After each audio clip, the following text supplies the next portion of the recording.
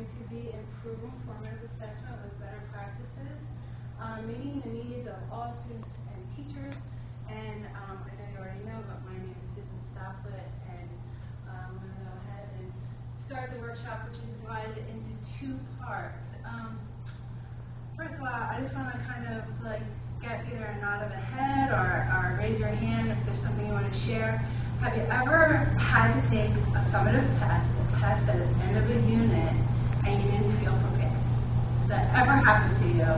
Whether you were a young kid, a college student, and how'd that feel? Horrible. Horrible, right?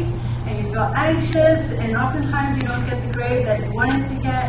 And so, by doing formative assessment in your classroom, you're going to be providing students the opportunity never to feel that. So I hope you're going to get that out of today's workshop. Here is a handout that's going to just help guide practice today.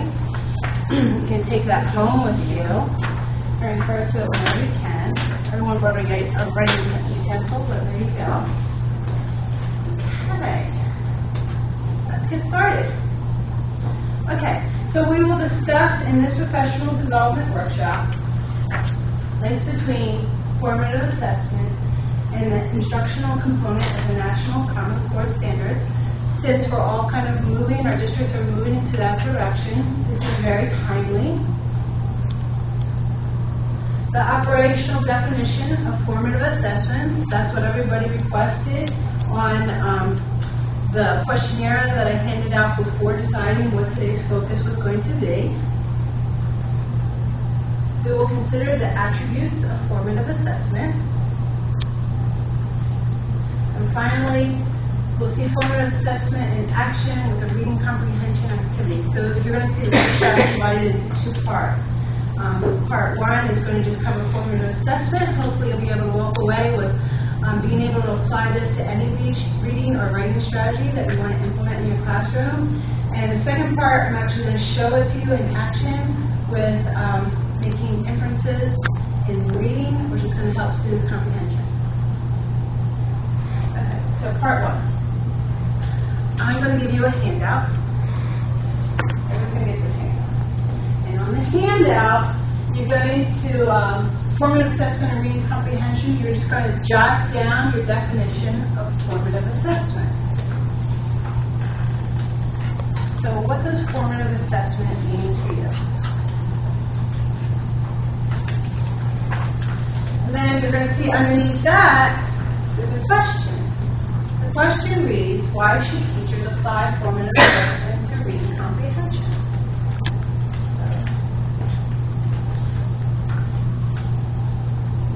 Write down what you think this is and why teachers should apply formative assessment to reading comprehension.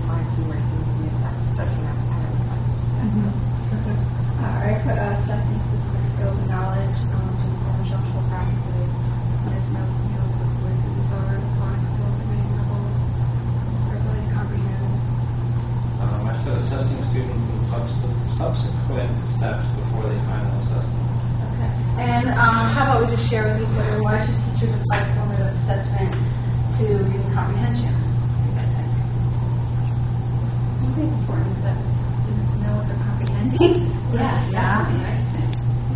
So the reading comprehension is an important part of literacy. So if they're not comprehending the material, then not understanding the reading. Okay, good. All right.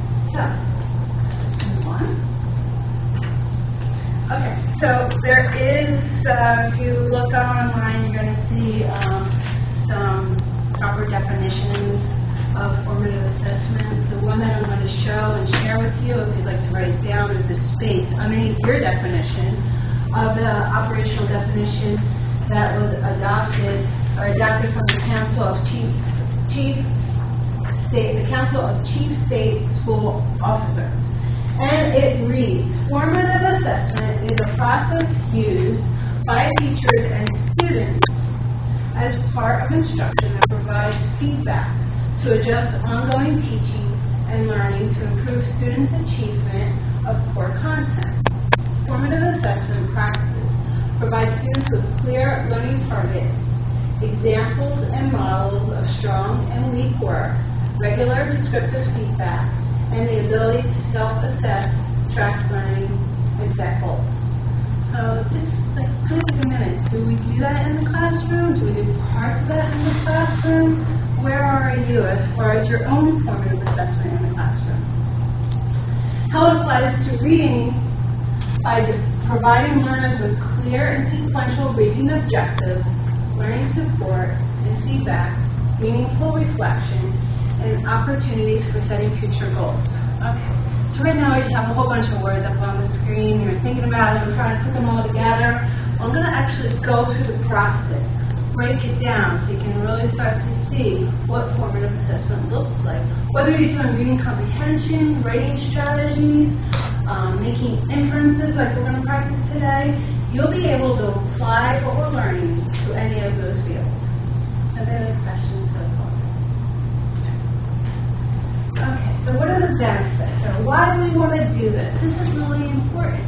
Just like you want your students to understand why they're doing something, you need to know as a teacher, as an educator, all right, what are the benefits of formative assessment? Learners are involved, so a shared language and understanding of learning is developed, greatly improves, actually for everyone it improves what they understand. But particularly for ESL students, if you think about ESL students, you know, they have a shared language, they're able to understand it, special ed students as well are going to appreciate if there's a common language that's understood so they can start to comprehend whatever it is that you're teaching them. Learners self-assess and receive specific descriptive feedback about the learning during the learning. Learning is collaborative because learners collect, organize, and communicate evidence of their learning with others based on social learning theory. Instruction is more effective because it's adjusted in response to ongoing student and teacher assessment information, and a safe learning environment invites risk-taking, encourages learning from mistakes, and enables focused goal setting and supports thoughtful learning. Okay, so these are all reasons why you want to incorporate it into your classroom, into your instruction. There are 5 attributes of effective formative assessment. Okay, 5. So we can remember 5 things. If you think about it, if we commit it to our memory, and then you can actually practice it in your classroom, we'll give you 5 attributes. Okay? So the first one are learning progressions. The second one is learning goals and conditions for achievement. The third one is descriptive feedback. The fourth is self and peer assessment.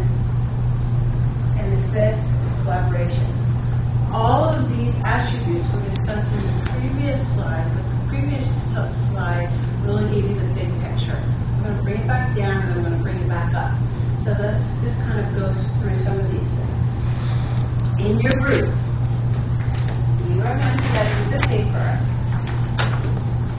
Now I want you to just kind of list, this could be a bullet list of the attributes and what they mean to you. So there are 5 of them. Some markers. Everyone wants to take a different marker, colored marker, and then you can distinguish yourself. Or you can do it all on paper. pages there. If you feel more comfortable breaking it up, it's up to you. But the first step is going to be in your group to read the attributes that are there in purple, and then I want you to identify what you think are key points of the attributes and record them on the paper.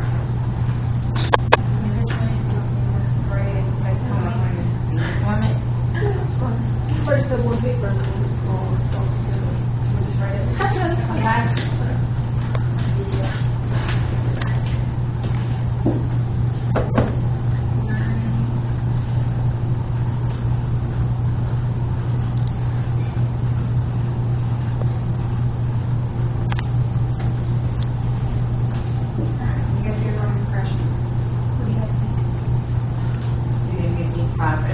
Steady progress, step by step,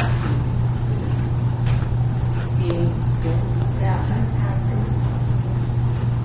Steady progression from the year.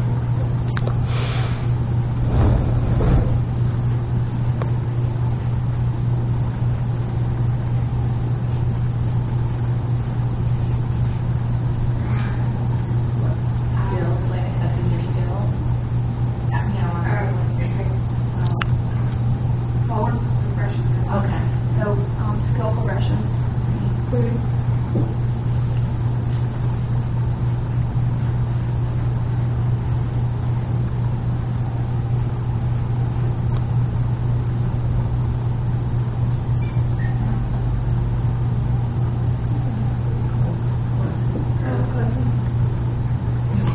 Yeah.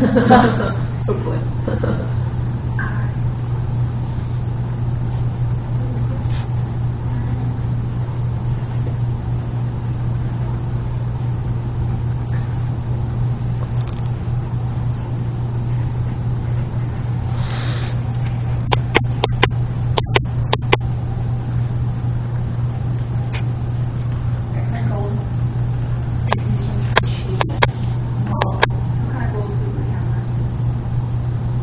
Well, mathematics, but I mean, first you gotta do the needs of them, right? Individual.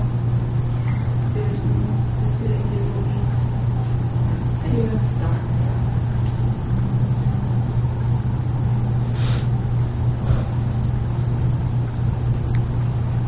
We can't make goals and skills maybe, so. Like, you know, clothing. Key points to attributes. So, goals and needs. Our expectations. Sure, that's good. Our expectations.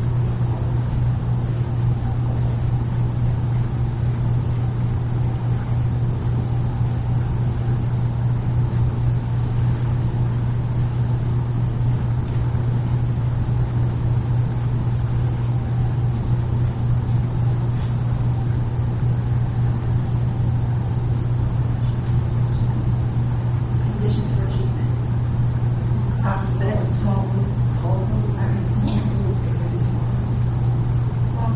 Collaborative.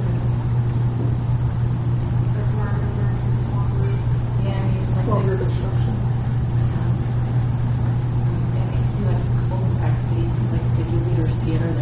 Mhm.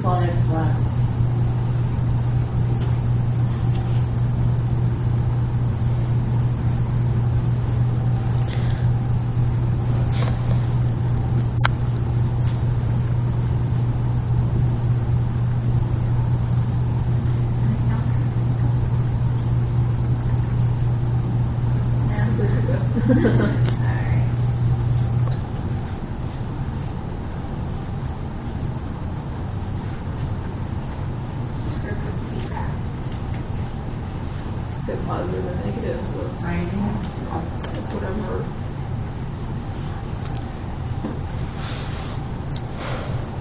I think I have another participant who's a little less flag. How about adjusting your goals? Based on the needs of students.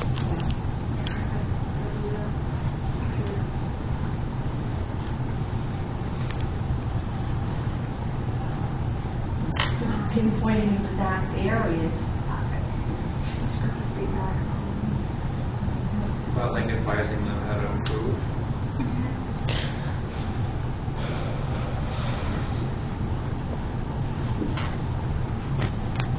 Recommendations of how they could change something.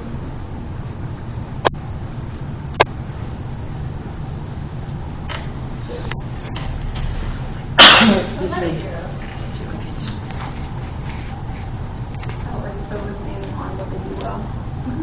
Positive feedback with students.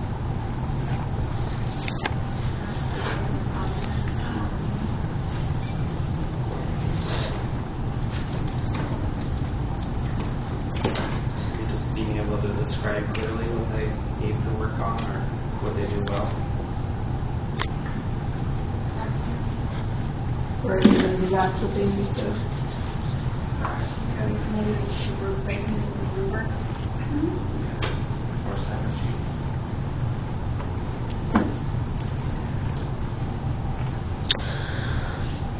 Remediation techniques, like you said. That would be under Feedback. Well, like you're saying, exact, like John, you need to work on those better and see how that works. Self and peer.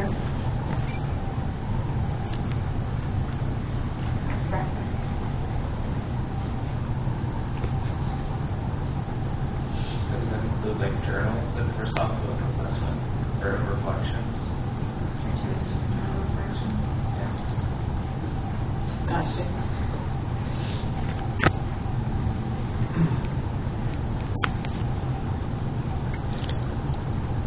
peer assessment too, or even self-assessment. You can use a rubric too for that, because they're in a small group. You could say, this person did this really well, or maybe a rubric. Do peer review also? Sharing your work and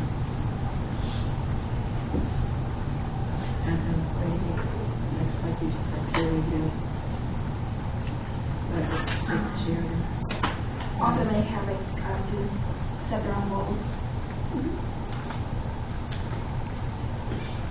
That's realistic goals. Right. Yeah, because some of them will be like, Yeah.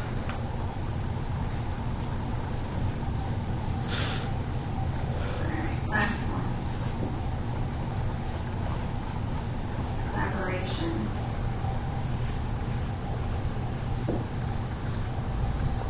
Like group assignments, right? Collaboration could be, teachers working with kids working. Yeah. All of us working. Small group or group instruction. students, teachers work together, right? Yeah. Teachers, Okay. administrators, support people like speech therapists. Yeah. So you could do like co-teaching. Even with special area teachers Yeah. too.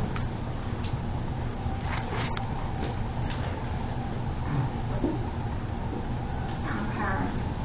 Right.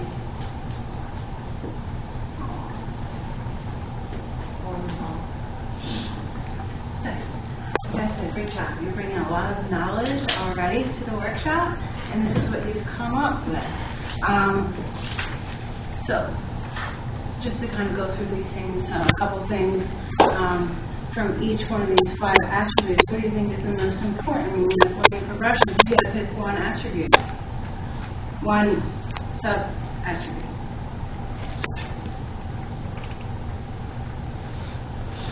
I think growth. Yeah, that's what I'm thinking. Yeah, definitely. We want our students to grow, right? We want them, I mean, that's ideal. We want them to shoot up, keep on getting better and better, just like in life. Okay, learning goals and conditions for achievement.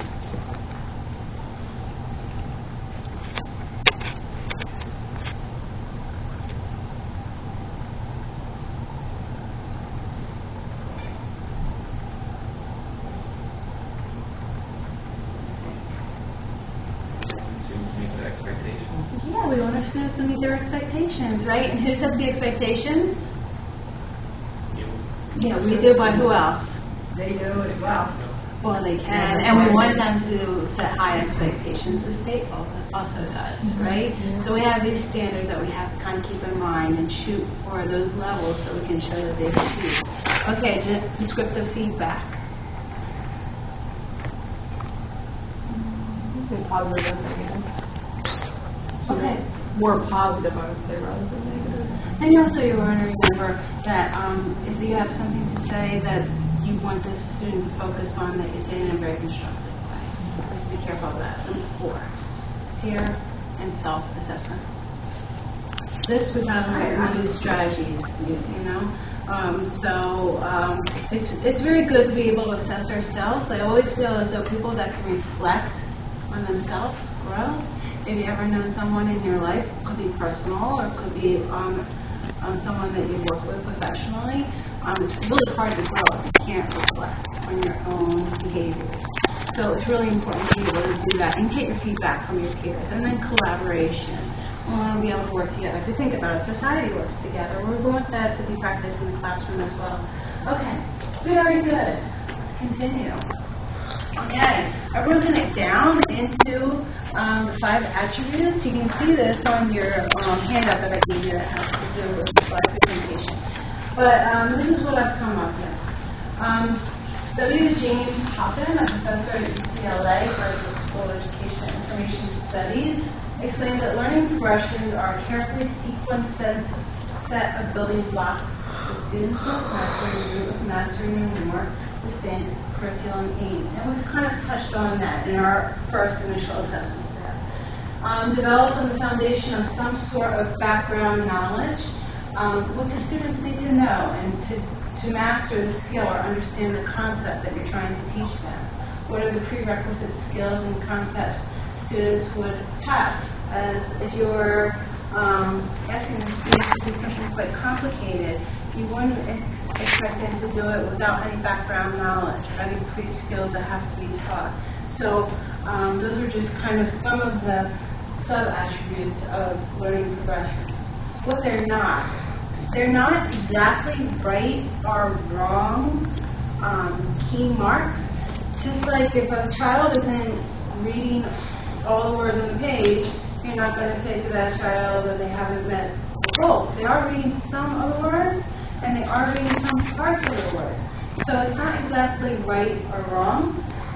The same sequence of all students does not all students learn in the same way. We know that as teachers. Sometimes kids surprise us. They learn differently, and we have to respect that. Some need small increments in order to move along on the continuum. Some learn in different order. Some kids are going to learn something quicker than other things that other students are going to learn quicker. Some bring more or less prior knowledge and skills. We know about that different backgrounds they come from, different family types. So we have to respect that as well. Not necessarily better, it's more complex. In other words, it needs to be user-friendly and doable. You always think about your audience. Sometimes we have, like, Christina, you have 3rd graders, so you're going to have a very different audience than, let's say, for a teacher like me who teaches at a high school level. So we can't just kind of go into something without remembering who our audience is, who our students are. How are they used? Learning progressions provide the framework for pre-assessments and formative assessments. They keep the teacher focused on learning objectives, essential concepts and skill sets, when creating lessons. Focuses on learning attention, on essential concepts, skill sets, and big ideas.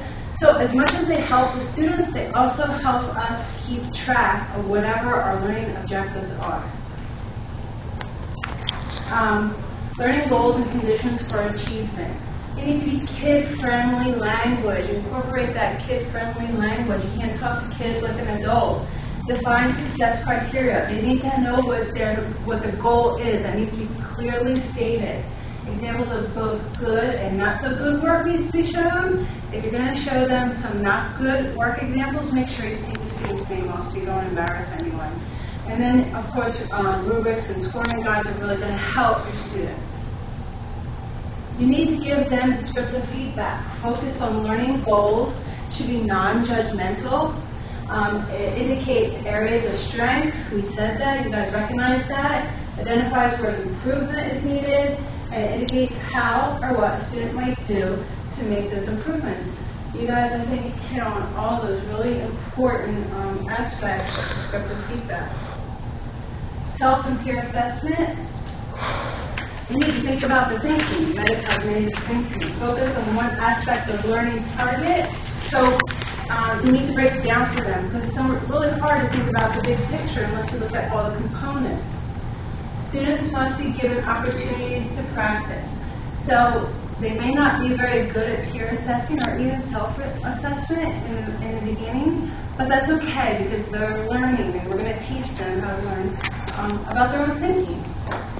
And students must clearly understand the learning process, and once again, they should be non-judgmental. Be careful that no one's feelings are getting hurt or they're not too tough on themselves. Sometimes we have a tendency to be really tough on ourselves, you know, so make sure that they're not doing that to the extent where you see their self-esteem falling.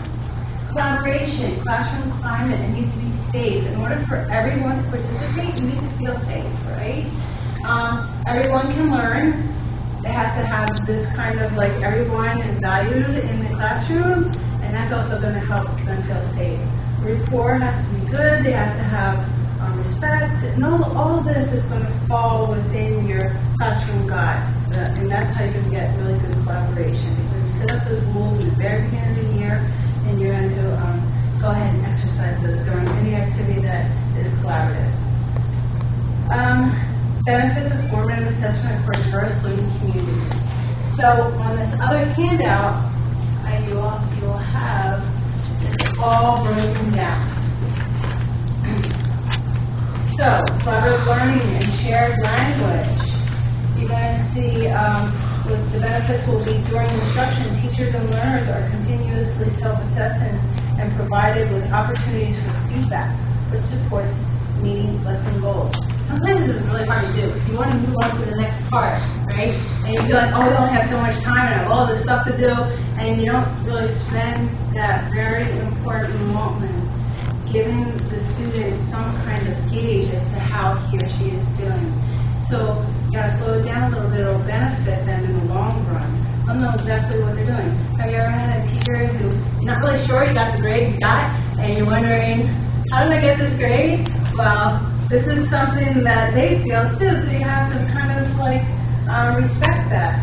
Teachers and students are given chances to make adjustments to learning that will improve student skills and success. And the learning community is more conducive to taking risks, which increases all the students' opportunities to be successful. Okay, the big picture of formative assessment. When all this comes together and it gels and it's happening in your classroom, teachers' instructional adjustments are happening, the kids are going to be successful. Students are making their own learning systematic changes, so they're kind of self-regulating their own learning. So this is going to be a natural part of formative assessment. The classroom climate shifts. Accountability and responsibility in a safe learning environment naturally is going to happen. That's what we want all our students to be accountable and responsible. So this is going to happen if you include those 5 attributes within your classroom. And then there's a systematic implementation, which requires leadership and commitment. You're going to see that happen. You're going to see who the leaders are within your classroom really early, and that's going to happen. You're going to encourage other leaderships also to happen within the classroom. Everyone will be committed. Committed not only to the learning, but committed to each other, committed to themselves, and being responsible for what it is that you're teaching them. Okay, so now I told you everything that it is. Let's talk about maybe what it's not. If you think it's another graded test, forget about it. Remember, students need to feel safe in their learning environment, and tests do not encourage risk-taking. So formative assessment is not necessarily another test. Think about how tense you feel when you need to take a test. So I'm not really looking at your growth or where you're getting it if I'm just giving you a test. I can't change my instruction. It is not meticulous collecting of data. Well, it's good to collect data, set it aside, but it's not looking at data so tightly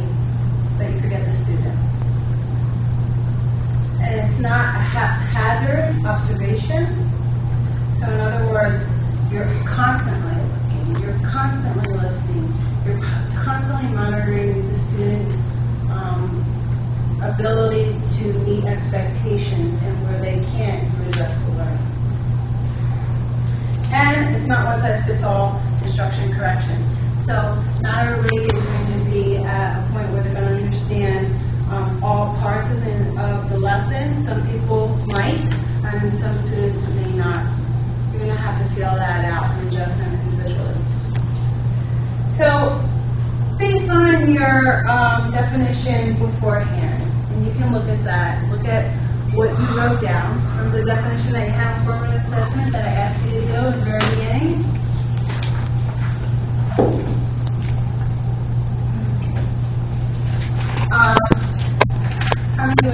How many of you would change your original definition from what you did originally put in?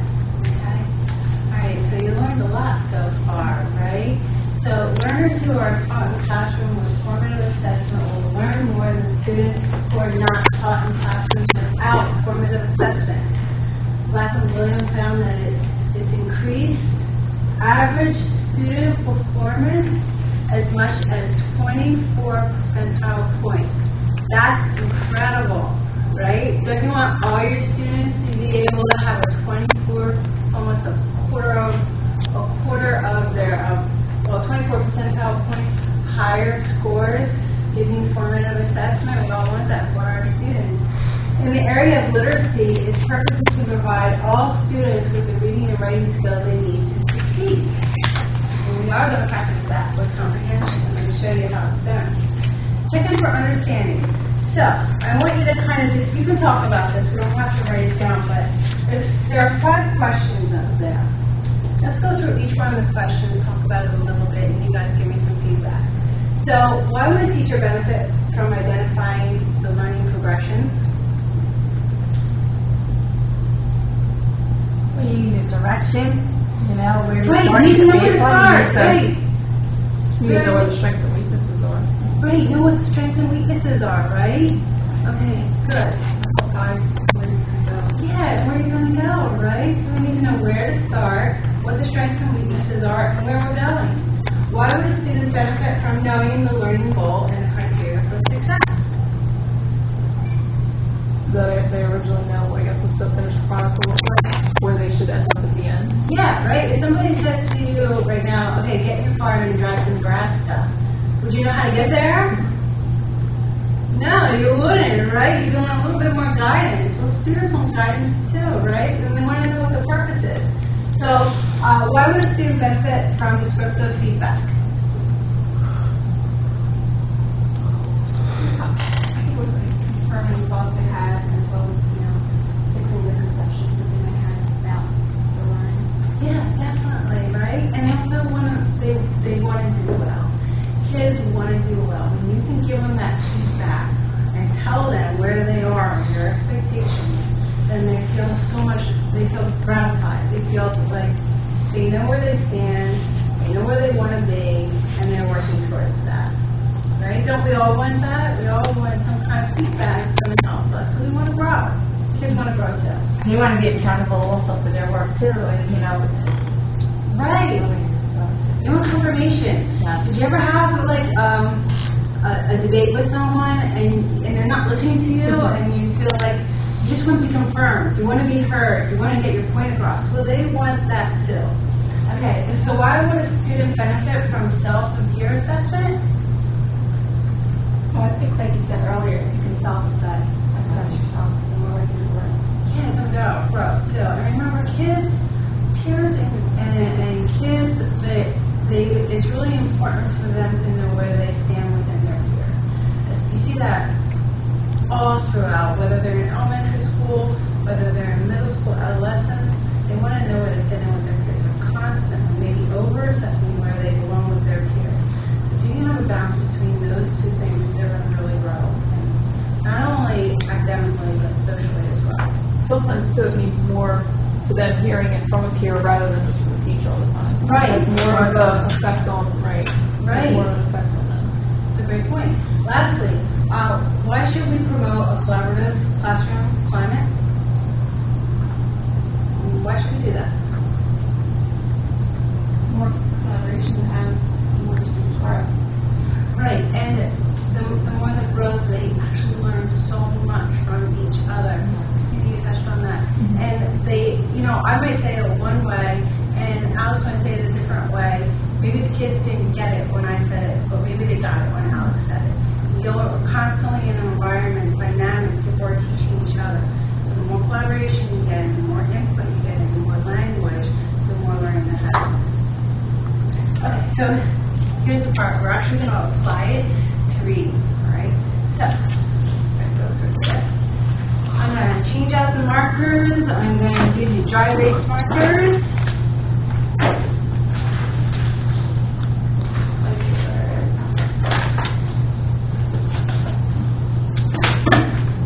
Whatever color you want, you make a marker. There's a bit of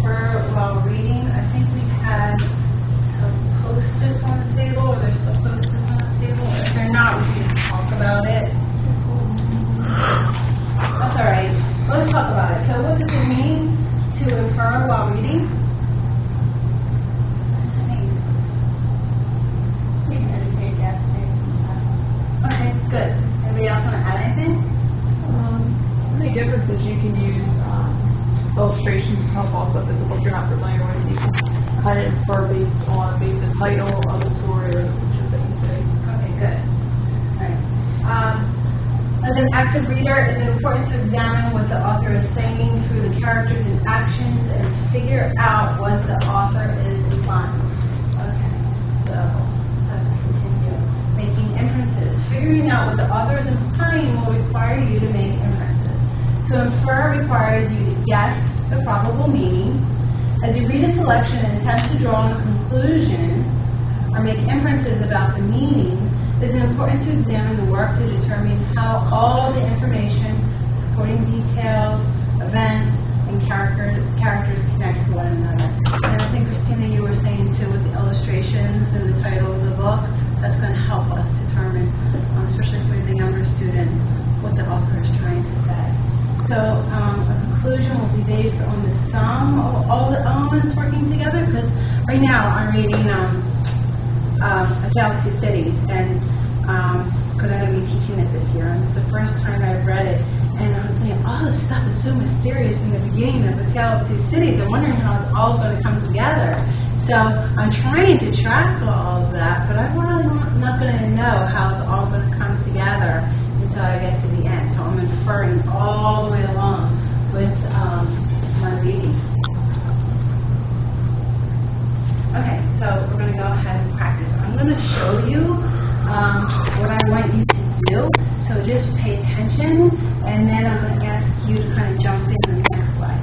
So I'm going to show you a series of cartoons, and there's going to be a picture there with a little caption, and there's going to be 5 answers.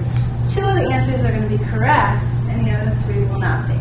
So, alright, so making inferences from this cartoon, I see the boy and the dad, they're at the zoo, there's a monkey there. The monkey looks very content. He almost looks like a Buddha sitting there in the corner. But the boy is very worried. Look how his eyes are popping out and his mouth is a little open. The father is concerned. He loves his boys, holding his hand. He's looking at the boys. And he says to his son, he didn't do anything, Gregory. This is a zoo. So right there, I see do is underlined. Alright, so there are 5 questions there, 5 statements. Which 2 are true? The boy doesn't like monkeys. No, that can't be, because he at the zoo and he's next to the monkey. He's concerned about it, so forget about number 1. Number 2, the boy has never seen animals in the zoo. That's a definite probability because if he had been at the zoo before, he would know that animals are behind the cage. The father is angry with the boy. Nope, that's definitely out. The boy thinks the monkey is being punished. That could happen because he almost looks like he's in jail, right? I'm going to say so far 2 and 4, but let me read number 5. The boy and his father go to the zoo often. No, that can't be because the boy would know that the monkey's perfectly fine. So I'm going to answer number 2 and 5. I'm sorry. 2 and 4. Thank you.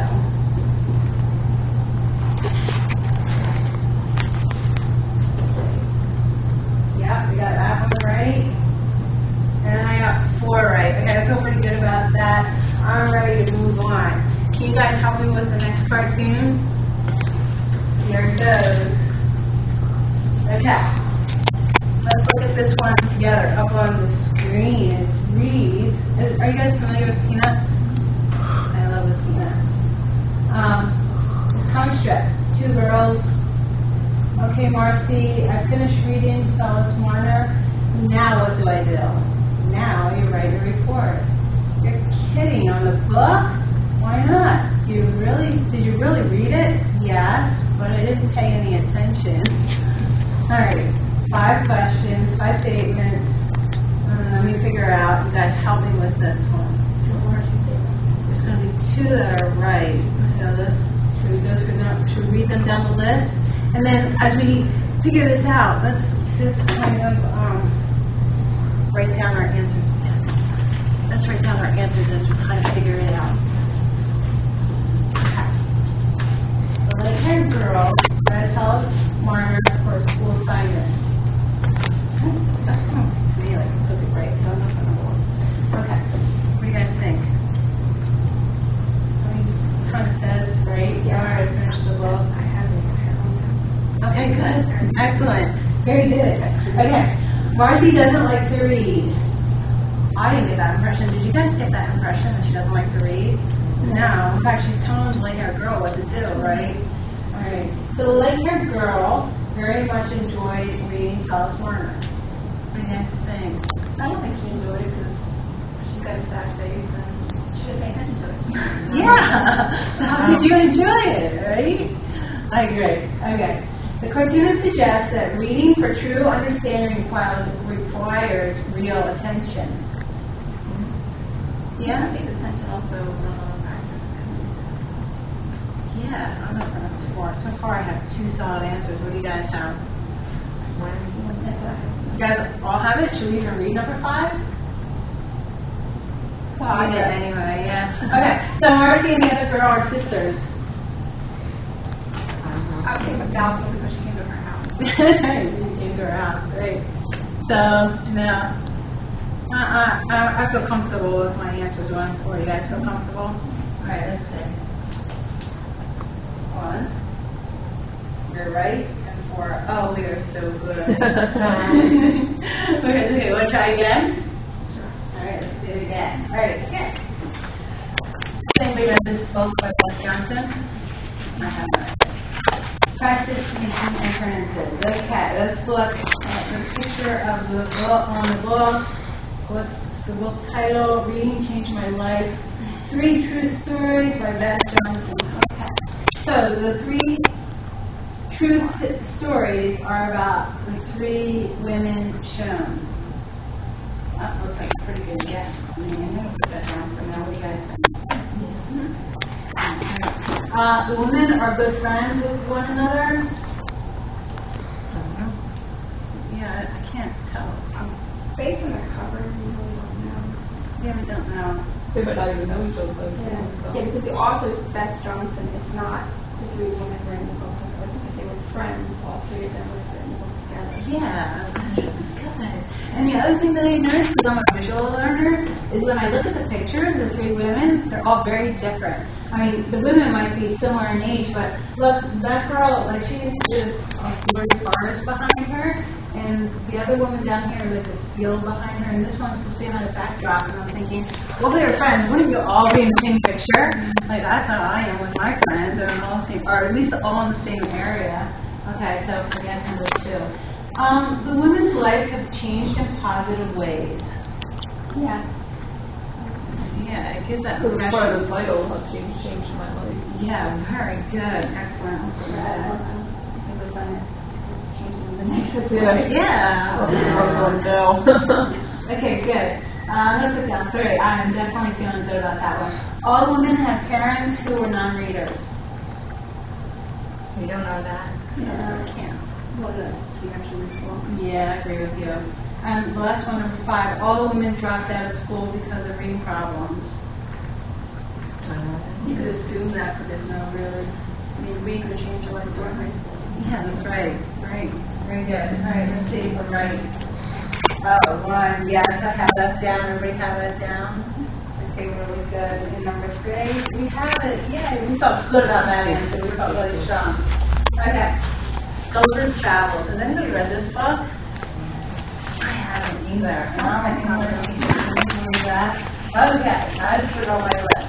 So here we go. There's a book, look, that huge van there, and 2 little guys on top of them. What's that thing that's behind the word, the title there? You guys see from where you are?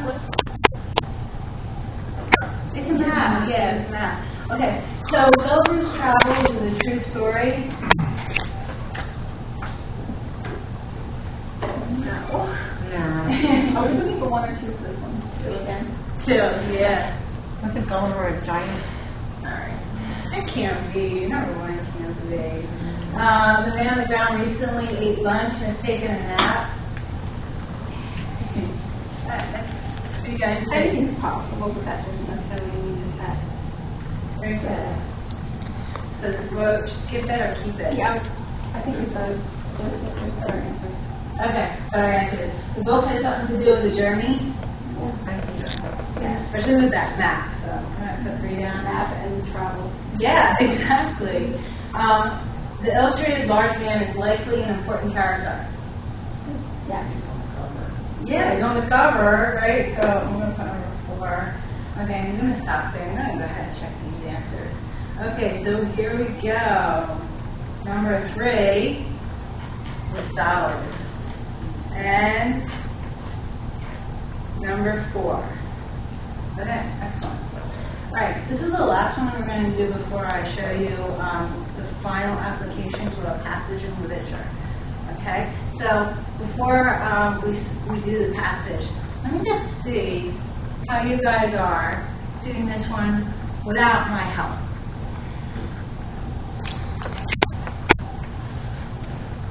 Two of them, right?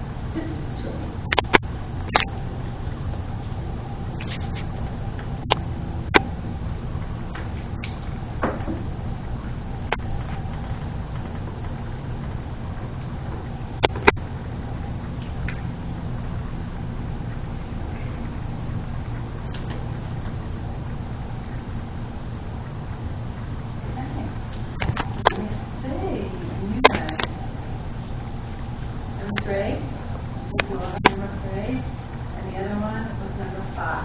Okay, so everyone got it right. Do you guys feel comfortable with this so far? Are you ready to try it with a piece of literature? Okay, very good. Alright, so in the bundle of handouts, I gave you a piece of literature, independent practice. Read and answer the inference questions. There you go, right there. So, as a passage, you're going to go ahead and I want you to read it silently to yourself. At the end, there's a question. And the question reads,